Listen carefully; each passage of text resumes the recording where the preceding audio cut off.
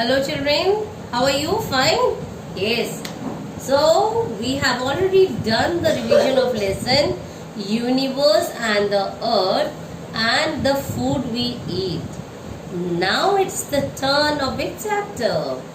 Now it's the turn of lesson the clothes we wear. Yeah, we all know that we have to do this revision. So we are revising revision sheet number 3. Number 1. The early man did not wear clothes. Yes children, as we all know that early man discovered fire. Yes, early man did the invention of wheel, but early man did not know how to make the clothes. So he used to wear the leaves to cover his body to protect himself from the different climatic conditions or the weather conditions which were there. So we all know that the early man did not wear clothes.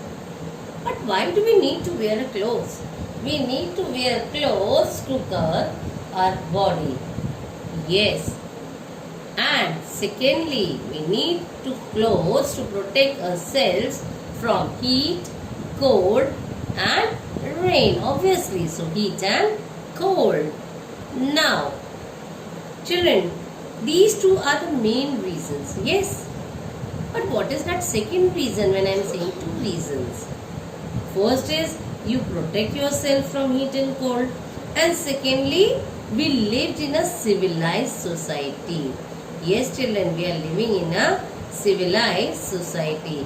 What does this word mean? Civilized means we should be follow the rules wherever we are living, in the apartment or we are living in a flat, we are living in a city or a country or a state, wherever we are. We should follow the rule of that place. Okay, so we are living in a civilized society. Now, what are the factors that determine our dresses? Of course, yes, we all know that we are influenced by the Western culture. Secondly, our clothes are also determined, like clothes and climate, they are related to each other. And climate is one of the factors that determine our dresses. Yes. How? Because see, if the people who are living in India near the equator, you can say, but you are not aware of equator, so I will not talk about this. I will tell you, people who are living in India, we don't have a very cold season here. But whereas when we talk about America, we found that it is pretty cold over there. It is below 0 degree, -10. Yes.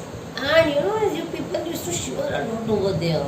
So according to their climatic condition, they are always wearing a jacket, sweaters, pullovers. Yes. Whereas in India, we wear half of the time we have the summer season only. Okay, the climate in rainy also we don't wear the sweaters and all. Only for the 3-4 months of winter season we use the what? During that season we use the woolen clothes. Then comes your tradition. Yes, as per the tradition means the things which are falling from passing from one generation to other and as a result we are using the types of clothes, that type of food or culture. So in this way the tradition also plays a major role in the factor of to determine our dresses. Third is availabilities. Yes, what actually the material is available at that time. So availability plays a major role in the determination or determining the dresses of any place. Number 5. There is a variety of climate. Yes, of course, there is a variety of climate in India because we are talking about the country India. Okay, so here in India we have a variety of climate. We wear woolen clothes in winter season. Yes, we wear woolen clothes in winter season. Now, I was talking about your this thing variety of climate, as I told you. So India, in the different parts of India, people wear according to their traditions, according to their regional dresses. Okay, like for example, we have Punjabis. Okay, Punjabis wear what? Kurta, kameez, turban, dhoti. When we talk about Jammu Kashmir, Kashmir is a cold region. So people living there wear thick and woolen clothes, and they use the long kurtas, that is called as a firan. Okay, and when we talk about Haryanvis, see I have mentioned here also that Haryanvi women wear ghagra. See point number 9. Yes, they wear ghagra, kurta and odni. Yes, and when we talk about Rajasthan, they wear a typical kind of kurta that is called as a angrakha. Okay, and they also wear the turbans, and turbans are very famous of Rajasthan. And you know, because of turbans only, they are known. It is a colorful turban, and every state I say, every area of Rajasthan has different kind of turban styles also. Women wear lehenga, chania choli and dupatta. Okay. Now when we talk about Gujarat, a beautiful state, we see that Gujarati men wear dhoti, kurta and topi, whereas women wear what? Chania choli. And Marathi, when we talk about Marathi they wear the dhoti, kurta and topi, and the women wear those patni sari. You have already done in the map skill. Yes. And when we talk about Goa, Goa is already was under the control of Portuguese. I have told in my videos also to you. And so they have the impact of the Portuguese culture. Now let's talk about Tamil Nadu. Lungi is worn in Tamil Nadu and Kerala. Yes. These are the two states where the lungi is worn. Though lungi is worn in different states also. In Punjab also people used to wear. But they, they have the special name, Rajasthan. Everywhere, in northern UP also. UP also people used to wear lungi. But especially in Kerala and this Tamil Nadu, people used to wear this, and it is their special, that is their main dress, attire. Okay, so in Kerala it is called as mundu, whereas in Tamil Nadu it is called as veshti. In Kerala it is called mundu, and in Tamil Nadu it is called veshti. Okay, and Haryanvi wears the ghagra. So this is how the dresses of different places are there. Now the dress code for Sikhs was prescribed by whom? By the Guru Gobind Singh. Yes.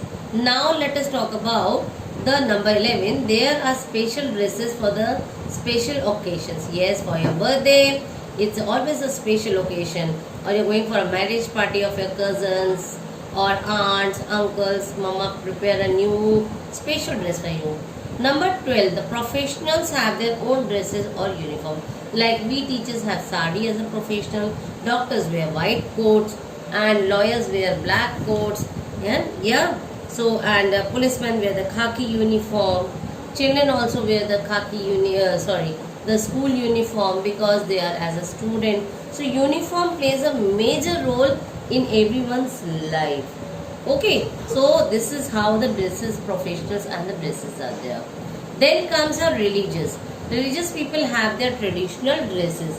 Yes, we have our traditional dresses. Then number 14, like in the churches or in the gurudwaras, you see in the temples, everyone has a different kind of attire. By that you understand they are from the gurudwara or from where they have. Okay, now then we have a number, that is your 14. The 5 modern dresses we see in cities are trousers, shirts, jeans, salwar and kurti. As you all know that we are influenced by the Western culture. Yes. Now let us talk about, name them. Number 1, we have already covered the chapter, so I just put 4 name them to you.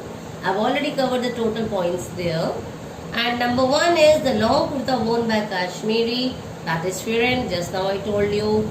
It is called veshti in this state. It is Tamil Nadu. It is Tamil Nadu.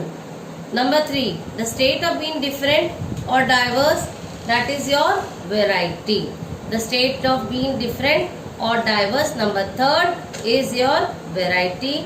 And the last is number 4, society or groups of people who act according to the existing laws. Yes, according to the laws. I talked about the civilized society also earlier. So society or group of people who act according to the existing laws is called as civilized society. So with this I completed the clothes we wear. All the best to you people. Revise all the sheets. Sheet number 1, 2 and 3. Sheet number 1 is the universe and the earth. Sheet number 2 is your food we eat. And definitely this sheet number 3 is the clothes we wear. Revise all your sheets thoroughly for your exam. All the best and have a good luck. Thank you and goodbye.